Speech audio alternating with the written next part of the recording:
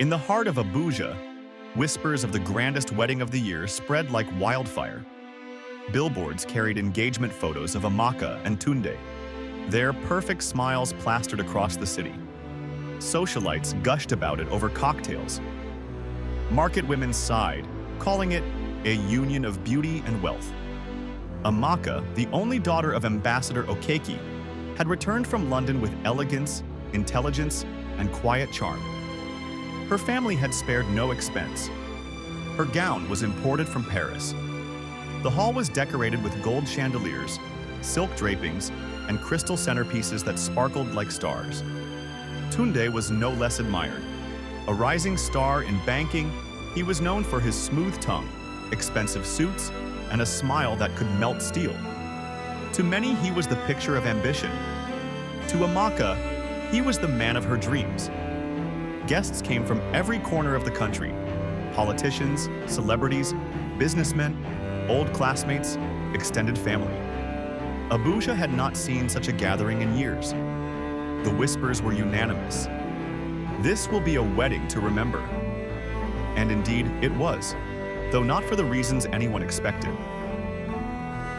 The church ceremony was to begin at 11 a.m. sharp. By 10:30, the pews were already filled. The choir sang softly, violins playing in the background. Women fanned themselves with lace handkerchiefs. Men adjusted agbadas heavy with embroidery. Tunde stood proudly at the altar, resplendent in a white agbada laced with gold thread, coral beads on his wrist. His best man, Kunle, clapped him on the back, whispering jokes to calm his nerves. But as the clock ticked past 11, the bride had yet to appear. At first, no one worried. It was tradition, after all, for brides to be fashionably late. Some joked that Amaka was simply ensuring every eye would be on her when she entered. But by 11:30, the whispers grew restless. Why is she delaying this much? Is she nervous? Did something happen with her gown? Tunde adjusted his wristwatch again and again, forcing a smile, though his palms sweated. Kunle leaned in, whispering, "Relax, she'll come." Still, the priest shifted uneasily. The atmosphere grew heavier, and as the clock struck 12, the doors of the hall creaked open. Heads swiveled, phones lifted, everyone prepared for the bride's grand entrance. But it was not Amaka. Instead, a woman walked in. Middle-aged, graceful. Her wine-colored lace wrapper shimmered under the chandeliers, her matching head tee tied with practiced confidence. Her face carried the dignity of a woman who had endured much and survived. The hall fell into stunned silence. Ushers froze, unsure whether to stop her. The choir stopped mid-note. Step by step she advanced, her heels clicking against the marble floor, echoing in the hush. She did not waver, did not glance left or right, her eyes fixed on one person only: Tunde. The guests began murmuring. Who is this? Is she part of the bride's family? No, I've never seen her before. When she reached the altar, she turned to the priest and then to the crowd. Her voice rang clear, steady, and sharp as a blade.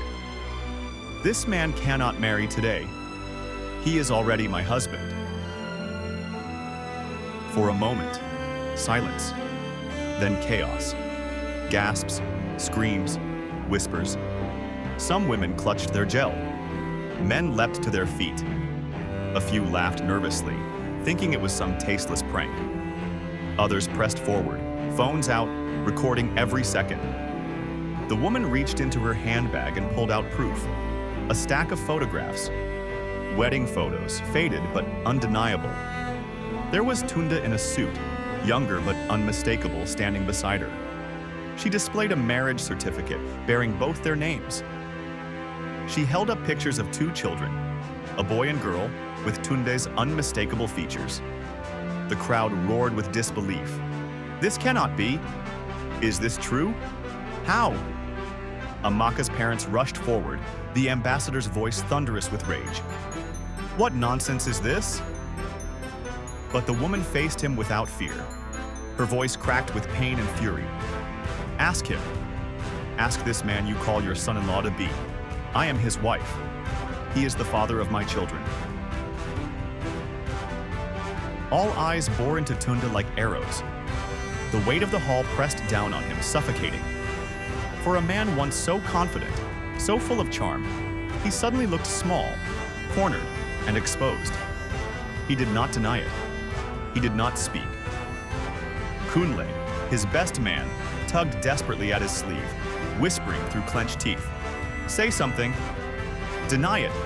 Don't just stand there.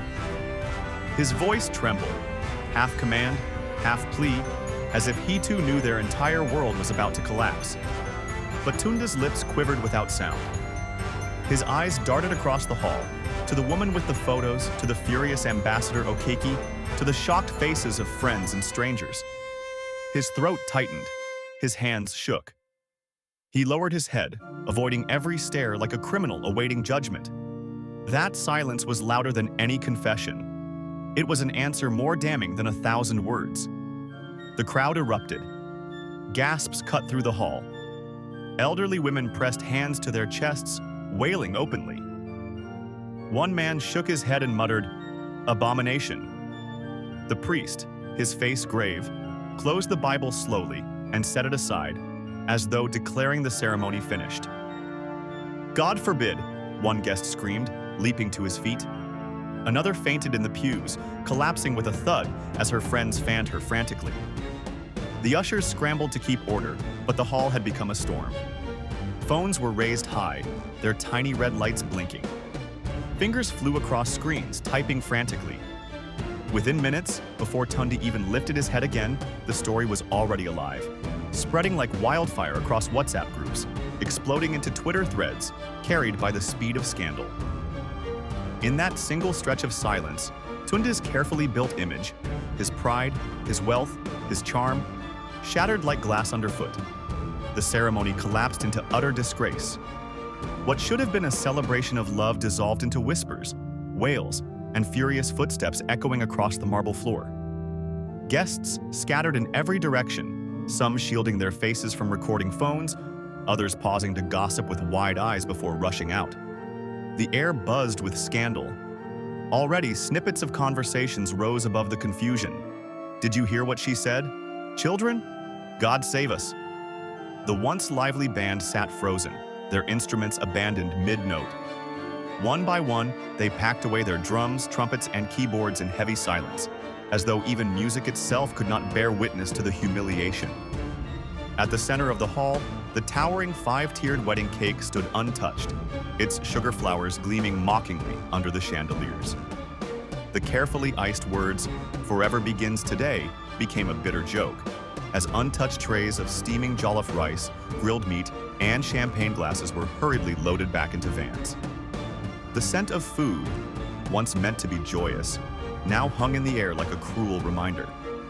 On one side of the hall, Amaka's father stormed out with clenched fists and eyes blazing, his agbada sweeping angrily behind him. His voice cut through the din. "This is shame! This is ruin!" His reputation, carefully built over decades, crumbled in an instant. Beside him, Amaka's mother wept openly, her headscarf slipping as she tried to cover her face, her cries sharp enough to pierce through the crowd's noise. In the middle of it all, the mysterious woman remained the calmest presence in the room. She gathered her scattered photographs and the damning certificate with steady hands, then turned slowly, deliberately to face Tunde. Her voice was low but carried across the silent hall. "You cannot erase me. You cannot erase your children." With that, she turned on her heel and walked out, her steps unhurried, her spine unbending, her exit as confident as her arrival. Tunde stood rooted to the spot. Beads of sweat rolled down his forehead, dripping onto the once immaculate fabric of his suit. His lips parted as if to speak, but no words came. His chest rose and fell rapidly, his breath shallow, his hands trembling at his sides. The proud smile he had worn hours ago, the smile of a man about to wed, was gone forever, replaced by a hollow, broken expression. The groom who had once commanded respect now looked smaller than the room itself, swallowed by scandal, shame, and silence. Even years later, the story is told in hushed tones at Nigerian gatherings. The wedding that never happened. It is spoken with pity, with shame, and with awe. Because what was meant to be the happiest day of two families instead became a cautionary tale about lies, betrayal, and the courage of truth. Some say Tunde still roams abroad, running from the ghost of that day. Some say Amaka never married again, unable to trust. But everyone remembers the look on that woman's face, her grief, her scorn, and her triumph. A wedding hall turned into a courtroom, vows replaced by accusations, and joy turned into scandal that shook an entire city.